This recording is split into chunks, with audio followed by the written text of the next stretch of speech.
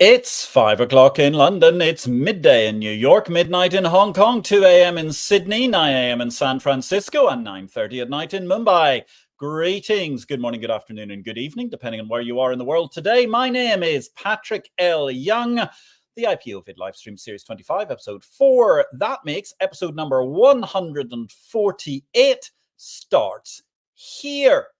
Now, given the dramatic electoral upheaval in France of late, you might expect a strike at Euronext to be taking place there. But actually, it's not Paris, where the far-left CGT Trades Union holds sway over the Euronext staff. Actually, it's down south in Italy, where Borsa di Milano staff are feeling unloved. Meanwhile, EEX can't buy Nasdaq's Scandi Electric markets because antitrust. But elsewhere in Brussels, they want to create a top-down monopoly for stocks and derivatives. Internal communications, anybody? Here's a fun fact, ladies and gentlemen. In buying Preqin, BlackRock have made the founders of Preqin, Mark and Lindy O'Hare, who own 80%, worth $2 billion out of a $2.5 billion deal. Actually, no, sorry, a £2.5 billion deal. So their payday is equivalent to $2.5 billion, which means pretty much each of them is worth more than Larry Fink, who comes in somewhere around a mere 1.2 to 1.3 billion. Lastly, ladies and gentlemen, what a week and what an anniversary. It's the 25th anniversary of none other than this book, Capital Market Revolution, my first book, which with remarkable prescience, I do feel, foretold the future of markets in an online world. Published by FT, we're bringing out a special 25th anniversary ebook edition. Stay tuned for that, ladies and gentlemen. Meanwhile, I promised a scoop today on IPO-VID in Exchange Invest, and here it is. Well, how on earth do you celebrate the 20th anniversary of the first best-selling book of the fintech genre?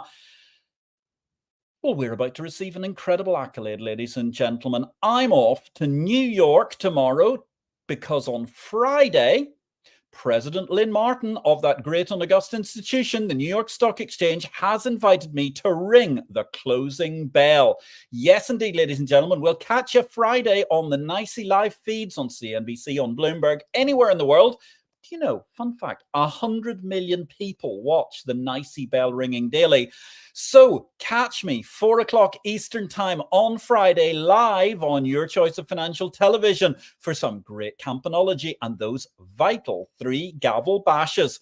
We'll be reporting in due course from the NYSE and telling you all about the wild excitement of what goes on. Speaking of wild excitement, what a terrific show we have today. Our guest is Danny Corrigan. Our topic, Repo and the London Reporting House. Danny Corrigan, if you haven't met him, and I can't believe you haven't, ladies and gentlemen, is Mr. Repo. With over 35 years experience of wholesale markets derivatives as a London-based CEO, MD and director, he has worked across the repo, debt, derivatives, trading, clearing and broking industries. Danny's global experience includes spells in Sydney, Tokyo and Moscow with big names, including CME, ICAP, ING and NatWest, amongst others.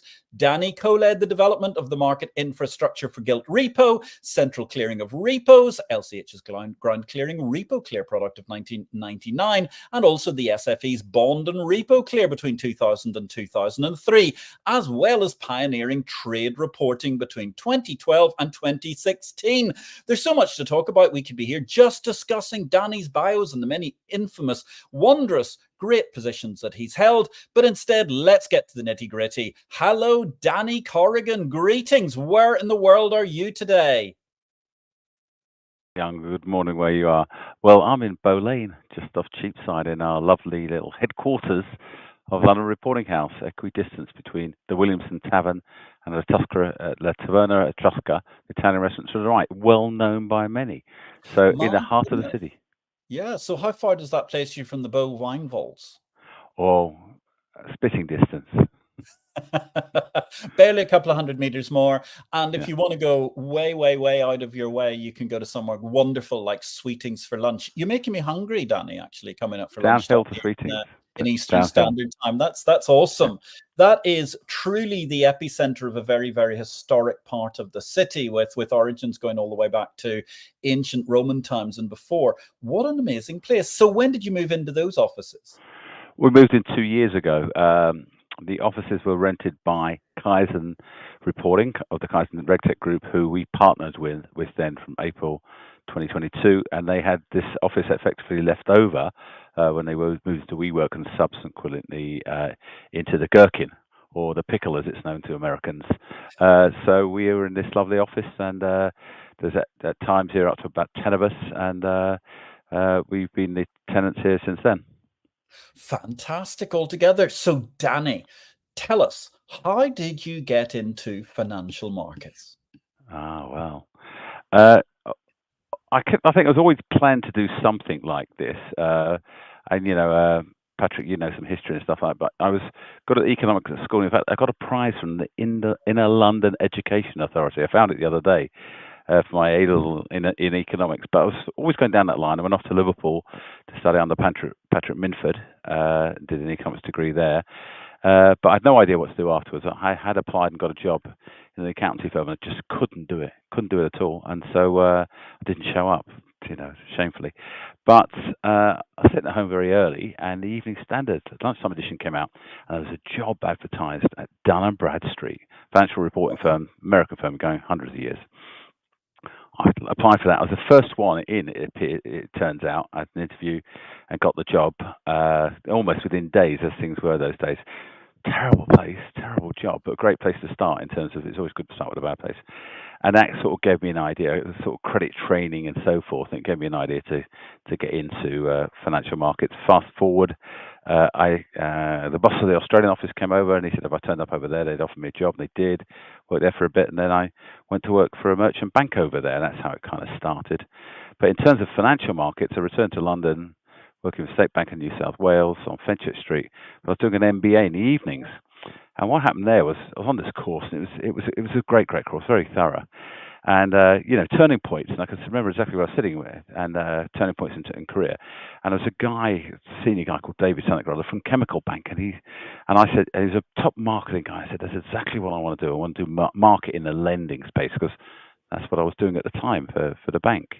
And he said, that's what you don't want to do. What you want to do is what we just learned in the last lesson, which was we were doing a 10-week course on finance as part of the MBA, and 10-week on futures and options, led by Professor Desmond Fitzgerald, who I got to know then. And actually, what happened was when I finished the course, jacked in my job as you do, when I saw a tiny little advert in this, and this is how I really then got into it. One, I was looking to go this route. We'd at the bank, I'd go in after each lecture and say we should be doing this, that, and the other. We did. We did the first interest rate swap the bank had ever done, because that's the thesis I did, and so I went down that line basically, and then went to. There was an advert in the Financial Times, and it was tiny, a little box on a Thursday when they used to look for people, and it said MBA wanted for arbitrage. So I wrote to them and said, I've got an MBA and I do arbitrage, because actually technically that's what I was doing by that stage. And they interviewed me. I went round there to their office, and it was a beautiful office. It was where the Bronte sisters had their books published, 65 Cornhill. Hadn't changed since those days. And interview was going very well. And I said to them, well, why'd you put such a small ad in the paper? And they said, well, actually, we've already got the bloke that we want. But he's Greek, and it's not in the European Union, and we have to advertise the job. And I said, oh, well, why did you bring me in? And they said, oh, well, we like you anyhow, so we'll hire both of you. And that's how I got into it. It was Alexander's Discount House, formed in 1810. And it was to help build their gilt business. That was just before Big Bang. So that's really how it started. And then Desmond Fitzgerald, of all things, turned up as the head of economics and strategy at the wider group, Alexander Langer Cruikshank. And so the friendship developed from there, and it was very much a working friendship. And he wrote the first paper I'd ever read on repo, saying there should be a repo market in gilts. And so they all sort of went down that line, as it were. So fortuitous conversations. And I'd say at that stage, that was properly in the financial markets, whereas before it's broader capital markets in bond, in loans and so forth. What an incredible story, Danny. That's absolutely fascinating all round. And yes, it's amazing to think that still in the mid-1980s, just as Big Bang was happening, the amazing power that the discount houses still had over all of London. And I mean, nowadays, you virtually don't hear that they even exist anymore, even though they're there somewhere. But I suppose in a way, actually, discount houses partly got taken out by the repo business in essence, along with all the other things. Yeah, Black Friday, or Black Wednesday, Black or White Wednesday, that took out the discount houses, to be honest, because what had happened until then is monetary policy was obviously targeting interest rates, and what the Bank of England would do, keep the market short every day, and it led money against securities so that the target rate that was set by, at that stage, it was really very much by the HM Treasury as well as the Bank of England, to make sure that rate was set. They'd be lending money every day, up to 4 times a day. But what actually happened is they'd only lend it against bank bills, not against gilts, not against government debt.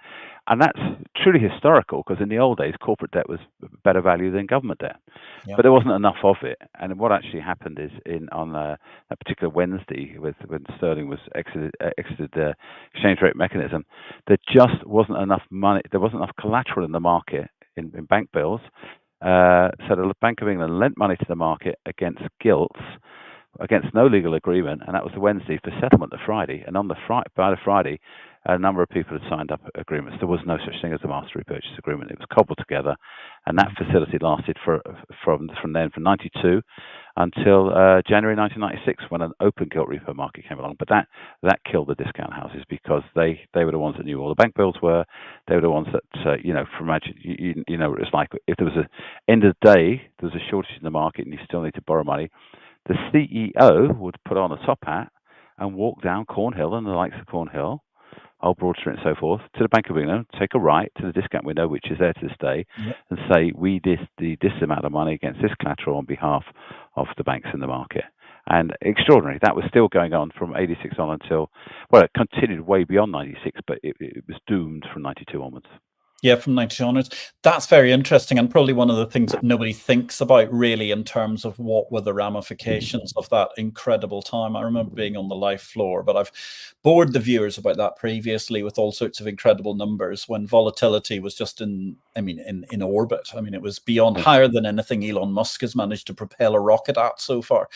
But he'll get there sooner or later, I'm sure, past it. So you were there for the birth of the repo market in London. You were doing these sorts of things. What was your first posting where you went overseas? Because you've been to some fabulously glamorous places. Well, as I said, with the first job with Dun & Bradstreet was in Australia, but the first in the financial markets was was with Alexander's. Alexander Langer Cruikshank was owned by the Mercantile House Group. It was a very adventurous, ambitious group, and they had opened an office in Tokyo. So I put my hand up for that. I went out to Tokyo in 1997. Which was fantastic. It was, there was, the whole idea that there was a wall of money coming from Japan, and what they'd want to do is buy gilts from a tiny little discount house, in a group they'd never heard of, was ambitious. But, it was developing. Globalization was developing very early on, and that was at the time, of course, when Nikkei Dow was 39,500. There was plenty of money there. So I went out there, and that all worked very well. And when I came back, I realized that the repo market was starting up. So not the gilt repo at that stage, but the rest of it was, because you would remember better than anyone, Patrick, that the Bund contract had been launched, I think, in '88, and that was basically, people were buying bonds and selling futures. But for that basis trade to really work, often worked the other way: seller basis, sell a bond, reverse in the bonds, and buy futures.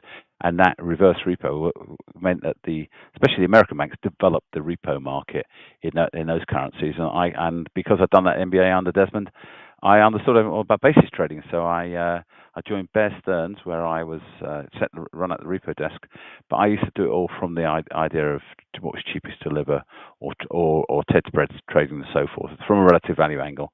So so I came back from Japan, did that, and then variously went abroad again after that, spectacularly to Russia in '97, where we made and lost a fortune. Came out square, was the way Phil Bruce described at the end.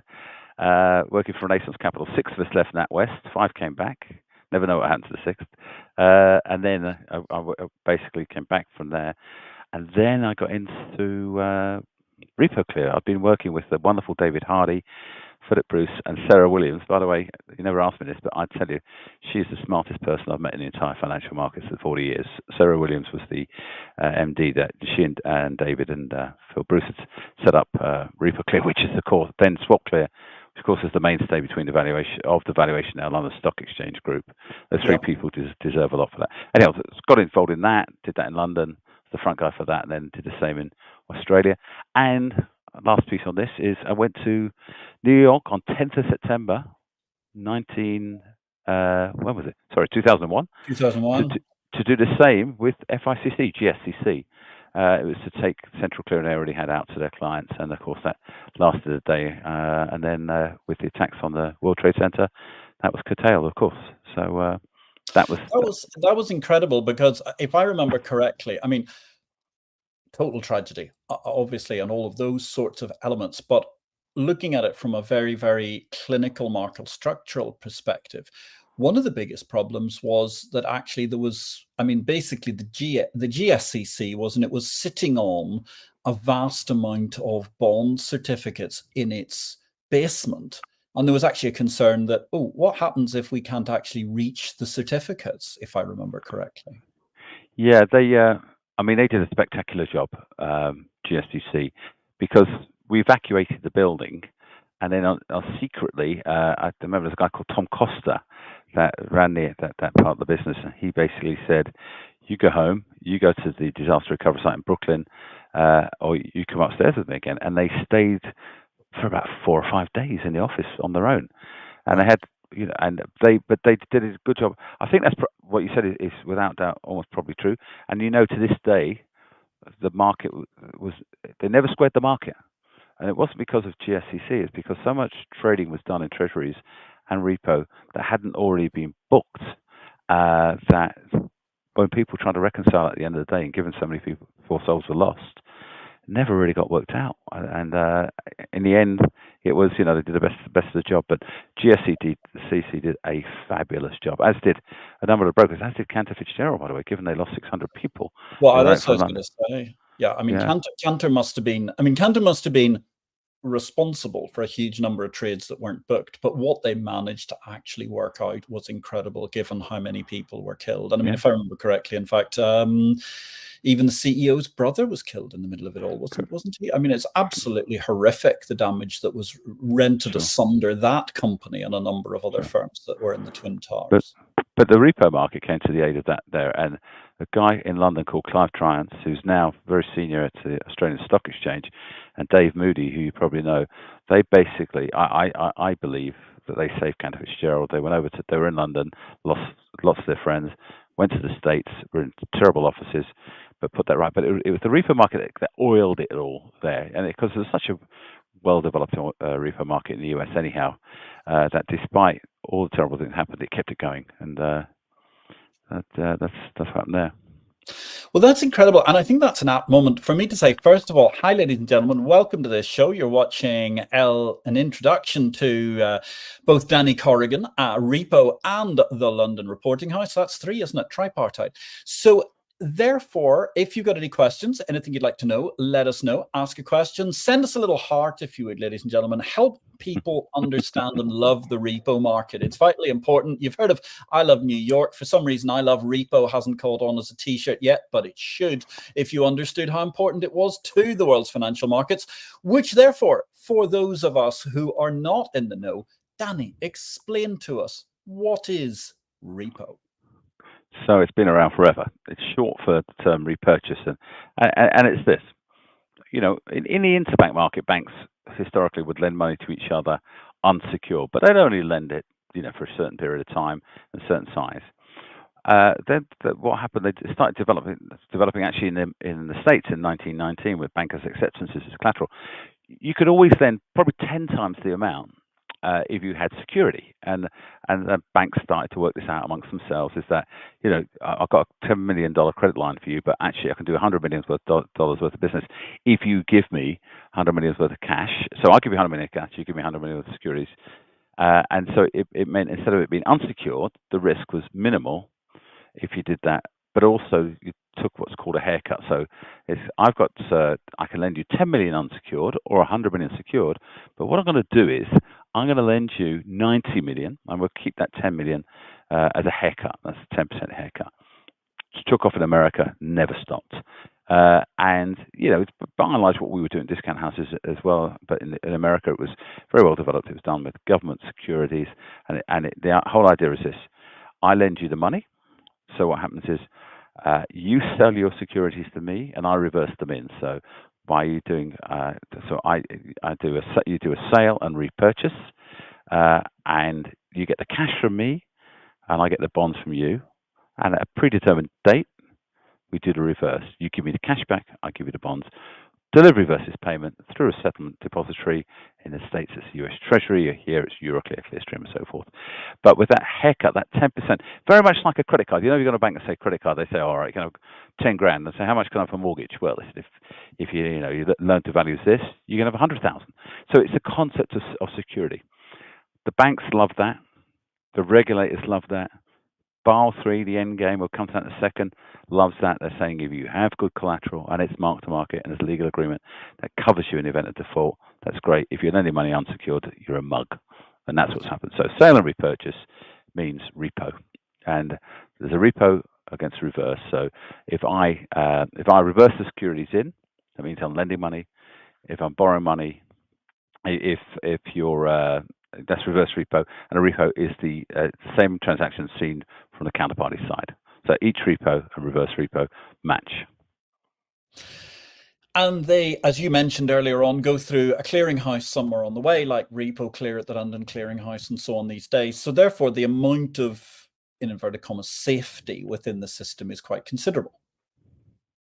Yeah, for sure. So what happened was, first of all, you needed a repo agreement.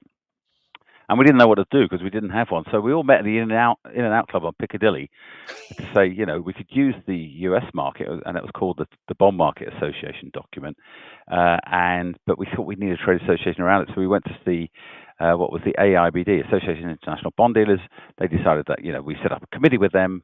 And then basically we took that document, went to see some great lawyers in London. There's a guy called Chris Giorgio, Alan Overy, and Habib Martani at Clifford Chance, and it became what it is now the Global Master Repurchase Agreement. So you could do a whole series of transactions, buys and sells, repurchase and a repo under that agreement. And then what? So as soon as you had that bilateral market that was full of confidence, people were basically doing more and more and more. There's certain advantages to it as well.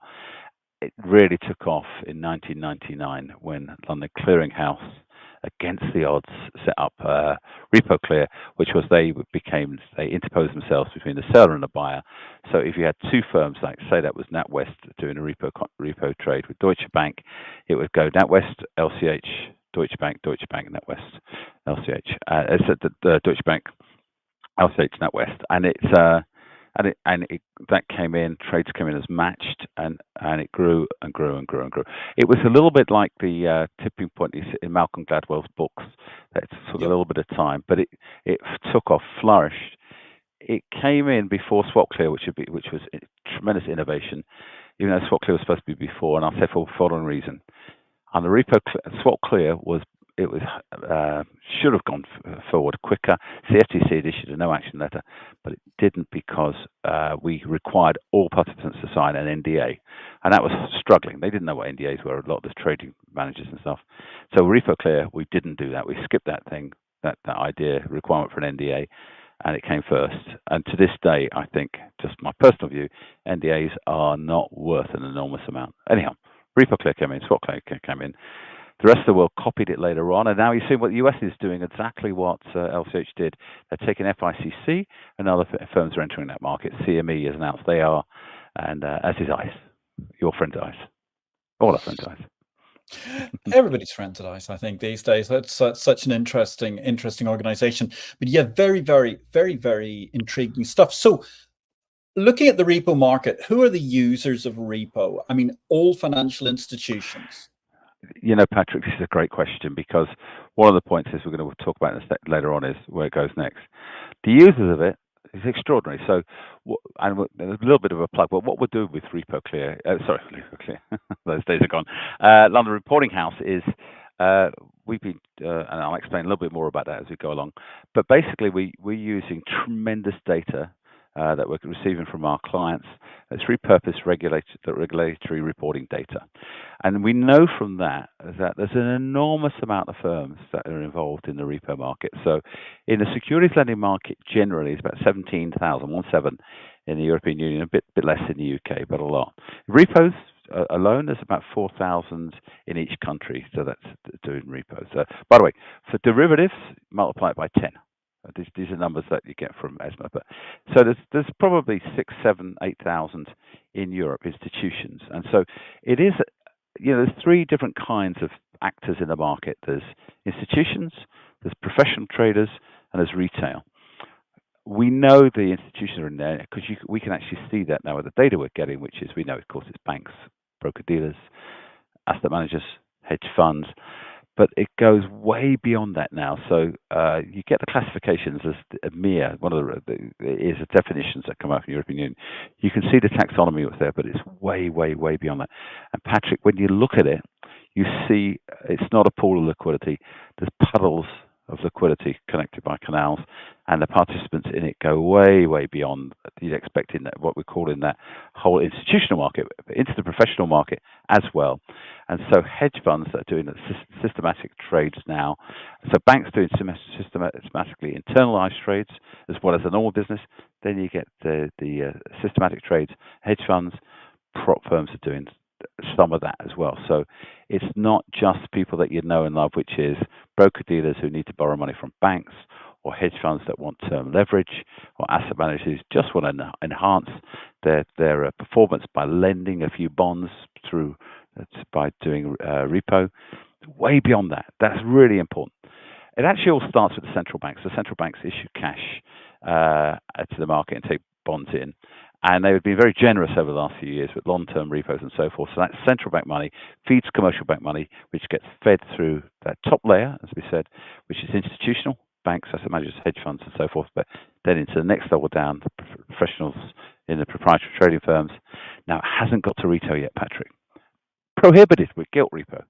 And you think, in the end, we'll have a conversation a bit about this in a second, but, it's a touching point that for securities financing transactions, be it a repo or securities lending, the repo market, the retail market will get involved, and it's coming soon. And that's fascinating, because one thing that, just to take it back, because we'll go to retail in a minute and where the repo market goes next as a whole.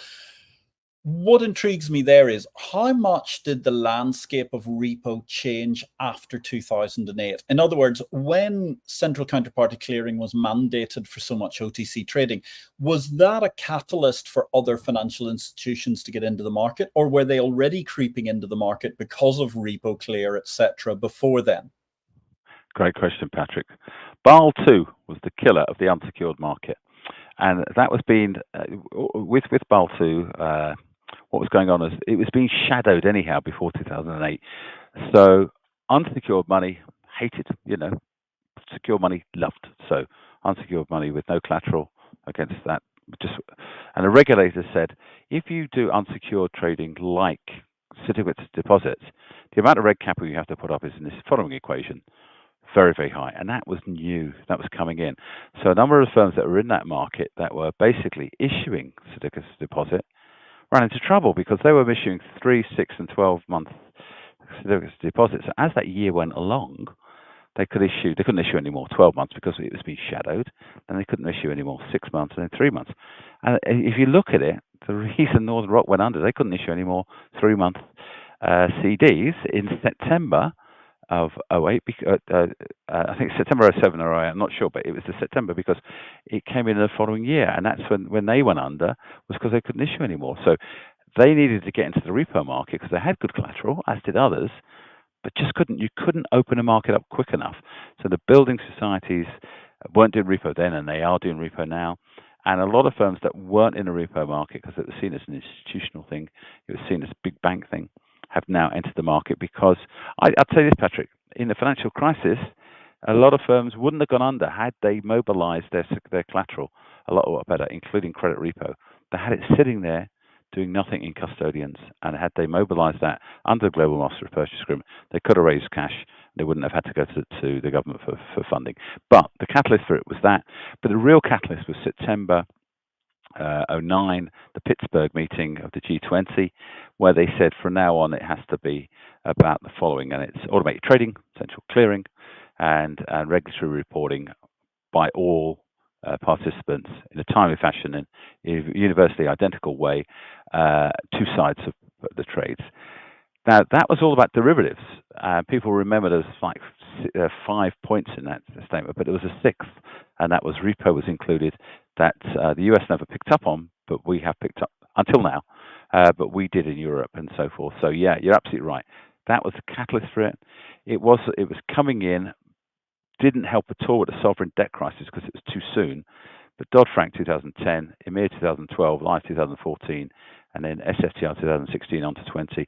Those regimes, the financial crisis caused a problem, and it really underpinned repo. It underpinned automated trading, essentially clearing and reporting, but the repo market.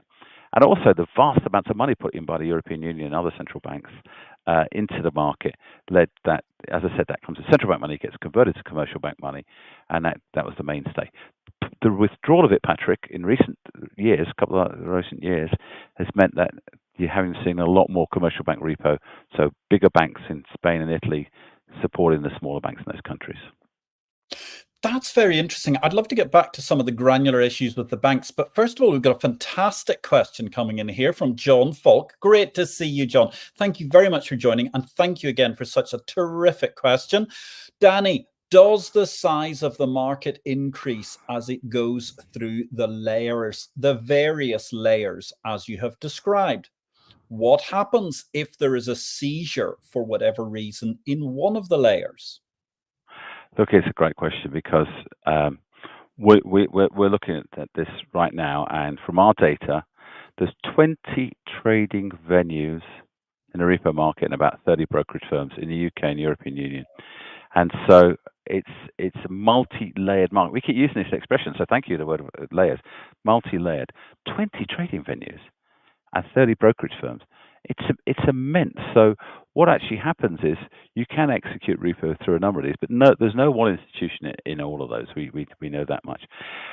Typically, though, so long as the central bank's putting enough money in, and what we used to call the settlement banks, but those have access to either the ECB or the Bank of England, has enough balance sheet, it should work. Commercial bank money, central bank money, basically affecting it through its balance sheet. But it's really quite important. You said there is if there's a seizure, and one of the seizures is through a balance sheet. The banks just haven't got the balance sheet capacity for it, so they don't trade a lot of it themselves. They don't run the match books they used to be, which was about reversing securities in for a period of time and putting them out for a shorter period of time, or helping finance clients. So that is one of the points that RWA, the risk-weighted assets, is a real problem, as is some of the LCR, the liquidity ratios that have to be created. So those are, if you will, they're defaults, and if they're not managed properly, you won't see the cash come through central bank money into commercial bank money. Now, the Bank of England has recently announced as it takes down the quantitative easing, as it basically sells assets and takes down the amount, aims for lower bank reserves, they're going to be using the repo market much more intraday as well, probably the same way they used to. I think that's a point of failure, because not that they're going to fail on it, but it just means that there's going to be so much need to make sure that the cash can get to where it can be. Can I also just add in that to John, in that it's not just that. The whole idea is that the Bank of England lends money at the appropriate rate for the entire economy. And that's a monetary policy, fiscal policy, trade policy. It's all supposed to come together. And that figure is supposed to be what's right, given the inflationary conditions and inflationary expectations. But they don't know whether that money, if they lend it at 5.25, really goes down to the end at 5.25, and of course it doesn't. And that's something that they're going to have to work on. But yeah, I agree with you. There could be a seizure at some of that. But the great thing about it is there's just not a pool, as I say. There are distinct puddles of liquidity. And so long as you've got your wits about you, and you've got the ability to trade in automatic fashion and centrally clear, it shouldn't happen. But it ought to be tested, because we're in a new world completely. Gosh, Danny, after that fantastic answer to that brilliant question from John Falk, I'm going to give you a second to repose, have a glass of water or something, and we're going to come back to you in just a moment. What I want to talk about now, ladies and gentlemen, is every week we choose a book of the week. This week, our book is none other than Good Derivatives by a former guest on IPO-VID, the professor, the doc, as he's known in Chicago, Richard Sander. Good Derivatives tells the story of the Chicago Climate Exchange. It tells the story of how markets solve problems. As you may remember, when we talked on IPO-VID, we were discussing how effectively, once upon a time, everybody thought acid rain was the bogeyman that was going to wipe out humanity. Yet, as soon as they managed to bring in all sorts of NOx and sulfurous contracts in Chicago itself, hey presto, people had an economic incentive to get rid of that acid rain, and we do not have remotely the same problems to this day. Good Derivatives is a story all about those particular issues and how markets work, even on the most contentious areas relating to climate change and everything around it. That's a fabulous story altogether. Another fabulous story that we have upcoming, of course, and I'm sorry, I'm milking this today because, well, I'm excited, ladies and gentlemen. Who wouldn't be? It's like having a knighthood in financial markets. Capital Market Revolution, 25 years old this week, and we're off to celebrate on Friday afternoon by ringing the bell at the New York Stock Exchange. And as those of you who've been astutely watching our social media will know, we've been preparing a series of short videos all about the wonders of campanology via the lens of the New York Stock Exchange and bourses as a whole. Let's have a look at one of those videos. Meanwhile, in Big World, the modern age of nicey bell ringing as a massive communications mechanism dates back to March the 28th, 1985. Where the nicey bell has always signalled the power of the world's most famous market opening and closing, it fell to that consummate communicator, President Ronald Reagan, to kickstart the addition of a message to the process of defining the trading day. The 40th president took to the podium early in his second term and delivered one of his typically bravura performances. As he stated in his speech before the opening bell, the surest way to make American products more competitive is to spur innovation, enterprise, and productivity by cutting tax rates again. It was a full-blooded manifesto for free markets, as he added, with tax reform and budget control, our economy will be free to expand to its full potential, driving the bears back into permanent hibernation. That's our economic program for the next 4 years. We're going to turn the bull loose. We're going to turn the bull loose made headlines around the world as the world's media warmed to the notion of watching this market open as theatre of market advocacy. For more in Big World, like or follow. So there you have it, ladies and gentlemen. We've had incredible people like Shinzo Abe, the wonderful, incredible Ronald Reagan, and many others ringing that bell at the New York Stock Exchange. And on Friday afternoon, it's going to be me for the closing bell. Tune in at 4 o'clock Eastern time. That's 2200 hours if you're in Central European time. And watch, it's going to be a fabulous extravaganza. I'm really looking forward to it. Thank you so much to Lynn Martin and everyone at the NICE team for this invitation. Truly an absolutely wonderful opportunity and a shock to the system. One great thing, actually, Danny, bringing you back into the conversation here, our guest Danny Corrigan. We're talking about the world of repo and the London reporting house. Actually, it's quite funny. You can't see it because of the format, the vertical format of that video, but it's originally shot horizontal. And apart from that security guy who has his eyes beadily trained across all of those cunning floor traders who are out there and looking terrified that there could be somebody trying to take out Ronald Reagan, as indeed, of course, somebody tried famously during his presidency. Just to his right-hand side, actually, it's magnificent. You got Donald Regan, the then Treasury Secretary, and he looks like the most nervous man on earth because he knows that if that bell doesn't go off at 9:30 exactly and Ronald Reagan is a second too long, there's going to be mass terror and the world's markets will go wrong, which I think we can all recall in famous moments in times past, Danny, where I can recall at least one launch of a product at Life. I think it was short gilts where they were launching it. And when they launched the short gilt or the medium gilt contract, the man from the Bank of England was still talking with 30 seconds before the bell, at which point in time all the traders ignored him and started calling prices at each other. Anyway, Danny, look, we've talked about the repo market. We're going to come back to that in a minute, but I want to understand here. Obviously, data is a mega issue in this whole process. Reporting data is huge because, as you mentioned, of course, we had all of those sorts of amazing things like the 2009 agreement after that infamous, one might say, meeting of the G20 post 2007, 2008. What is the London Reporting House and what is its function to serve the repo market? So, Patrick, as we rightly said, from 2009 onwards, one of the three legs of that stool was to do post-trade transaction reporting. So all institutions in certain jurisdictions had to report, or G20 had to report their trades. In this case, it's repo, securities lending, and margin lending. And it's called SFTR, Securities Financing and Transaction Reporting. Came in, it was announced in 2016, really got going in 2020, accurate data for the last 2 years or so. And what it is the banks have to report, these banks, asset managers, hedge funds, money market funds, all kind of institutions apart from central bank and retail have to report in the same way to a chosen trade repository, and the two that matter most are DTCC. It's actually DDRL is a subsidiary of the DTCC group in the States.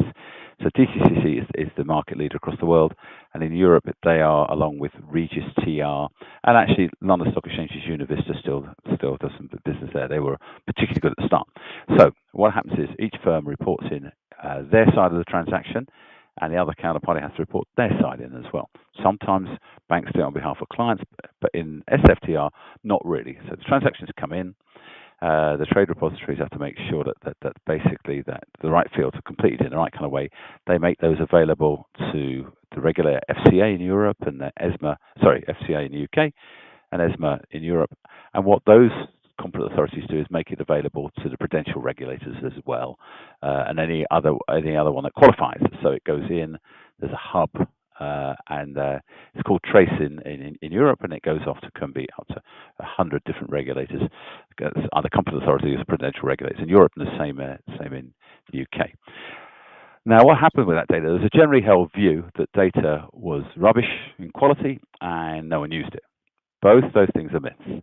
I knew this when I was at CME. I was CEO of the trade repositories there along with Dan Jude, myself, we and Tim Hartley, we set that up. We always knew the data was great. From the first week in, we paired with CME 100%. So we, through something called an inter-TR reconciliation. Data has always been good. It's fantastic in the following way. Now, in that, there's been a whole series of refits by the regulators, and it's got better and better and better.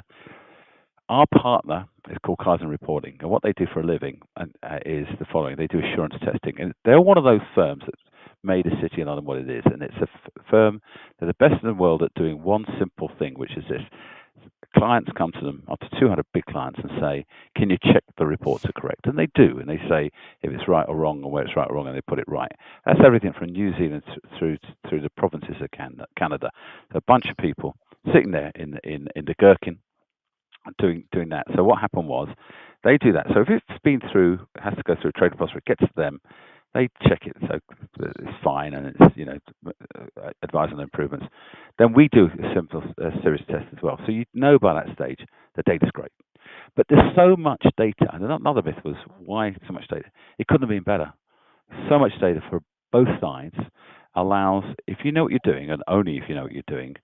So you get the approval from the client to pull the data from the trade repository, and it comes in every night from all transactions going, have to be in by the end of the night, in the same format across all the trade repositories, all the reporting entities, 4,000 in Europe, 4,000 in the UK.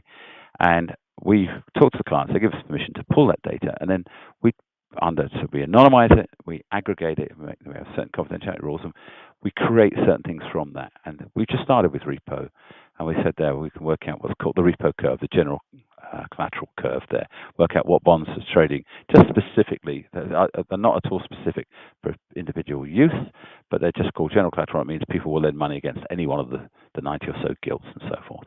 Then there's something called specials, that ones that are really, really in demand. So we come up with GC and the curve from it, we come up with specials. That kind of information just isn't available, has never been available since Phoenician times. We go back there, Patrick, to Phoenician times. It's never available. But also got great data on haircuts. If there are haircuts in the European market, we have that. And then certain things in terms of for market books for collateral purposes. That's just the start. But it's this. It's in 36 currencies, in 72 markets, from US Treasury bills down to defaulted Chinese real estate data. Defaulted, because the stump still sits in repo, and go through the whole chain. If you want to go through there, go through the big bond markets, the G7s, so treasuries, and then the JGB market, and all the way through EGBs, gilts, and so forth. So governments, sovereigns, supras, supranationals, agencies, credit bonds, and so forth, right the way down. We've got about 88,000 bonds. And we can see from that then, for the last 2 years, where it's traded on repo, right, which is, that's not been possible before. Before, you couldn't find a curve that represented real trades, and these are the golden source. So under Basel III, which is called, you probably noticed, the end game, which is a great thing for traders going forward. It is the end game. Under the fundamental review of the trading book, it's a golden source.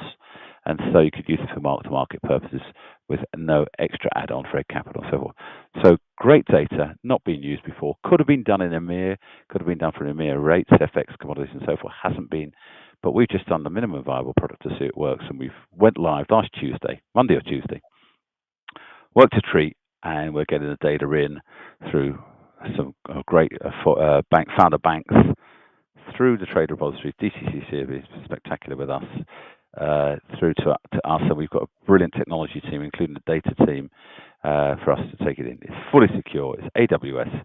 The data is held and retained by the clients, and we aggregate that data and we make it available back to them and other people in what's called a give to get model. Last thing on this, Patrick, the street loves give to get models. Reminds them of going to a student party, bring a bottle party. You give them out and you get a lot more back, because if you've got 5% of the market, you could all of a sudden be getting 25% back, because everyone that contributes can get back, but only those who contribute can get it. Reuters started it that way. They did a great job. There's a fantastic bunch of guys from Data Explorers, ex-Lehman in the 90s did the same, and our friends at Market did the same for credit default swaps. Street loves it. We've done that. And well, Street, so that's what we're doing. It's using data. It's there. People have spent all the money. It's accurate, and why not use it? That's what we say. Fabulous altogether. And so the give to get model, it's basically people throw in their data and then they get a certain amount of what, the revenue back that's accrued off the overall data pool, or how does it work? Well, we'd love to do that with them. To be honest, what they do is this: they're quite happy to, so they sign up under a subscription agreement that's been designed by my co-founder, Ben Corrigan. The co-founders are Ben Corrigan and Richard Komoto. They, under subscription agreement, they pay a small amount to this process, but what they do is they get a much better, brighter picture of the repo markets they're in, and other repo markets they know nothing about. That's their interest. And what they do, Patrick, is they either take it through our UI, our system, or just API. They just drop it in with all their other curves to see, does it actually provide a better picture for pricing of other new issues themselves, or basically, you know, for their entire business. And it throws up all kinds of opportunities. You know, you can see what's going on. U.S. Treasury market, you know, there's a regular calendar of reissues. What's special, what's not special, what's that one bond against another, it looks cheap, why is it cheap against another, and so forth. So if you're curious, and it's for the financial voyeur, like yourself, Patrick, a financial voyeur, it's great for that. So yes, it's a subscription agreement.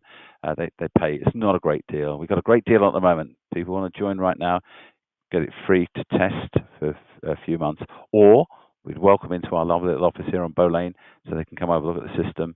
And it's open to all. Anyone with SFTR reporting requirement, bank, asset manager, hedge fund, prop trading firm, whatever, is more than welcome to join if they meet those requirements. That's fabulous altogether, Danny. Thank you very much for explaining that. And I suppose the one question that I have that jumps out at me is, I'm trying to think my way through. I mean, obviously, there is a lot of delinquent Chinese property developer paper around at the moment, but I can't quite see what's in it for the other side of the trade on that repo. Presumably the haircut must be quite substantial.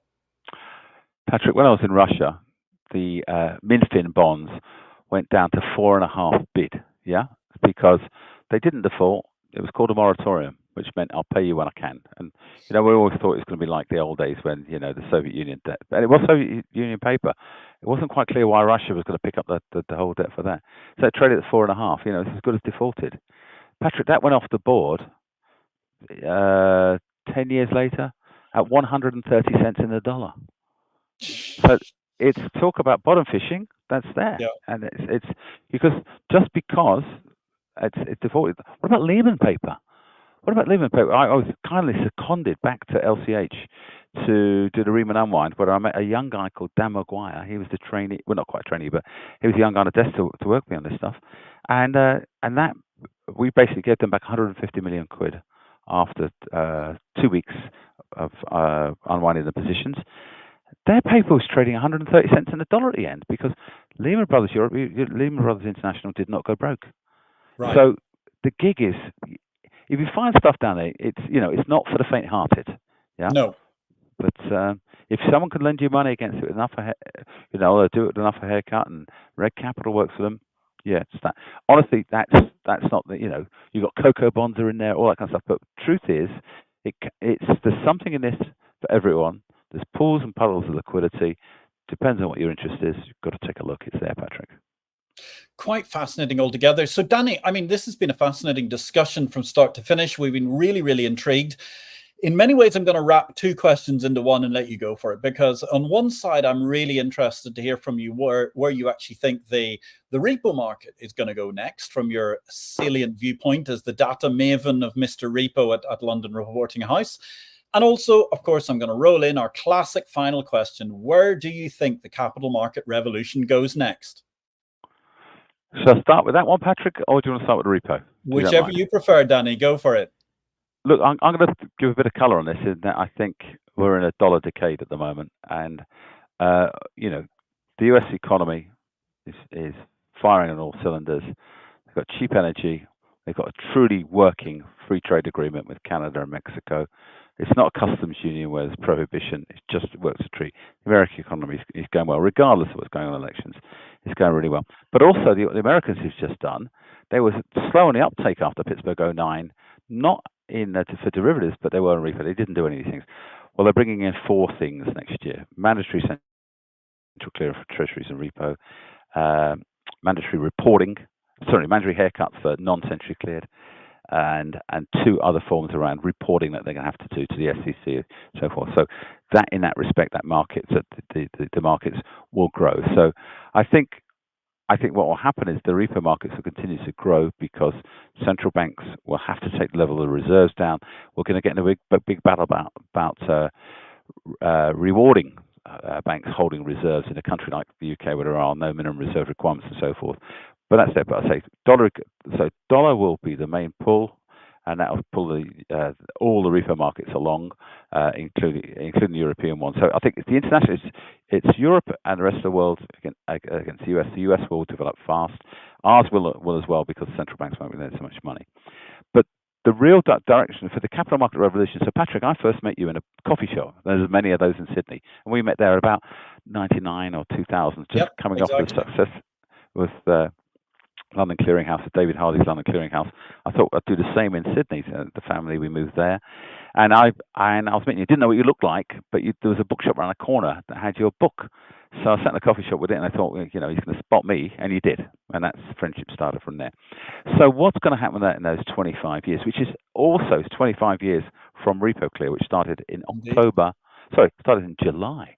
My God, it's this month. There must be a party. They haven't told us about it, Patrick. If they haven't, they've forgotten it. It's 25 years. So it's this. They don't know their own history, Danny. They haven't worked it out yet. They don't. I'm going to call them up straight away. Believe me. Yep. I think the next thing is this: it's got to be retail, and why I'm saying that is because why not?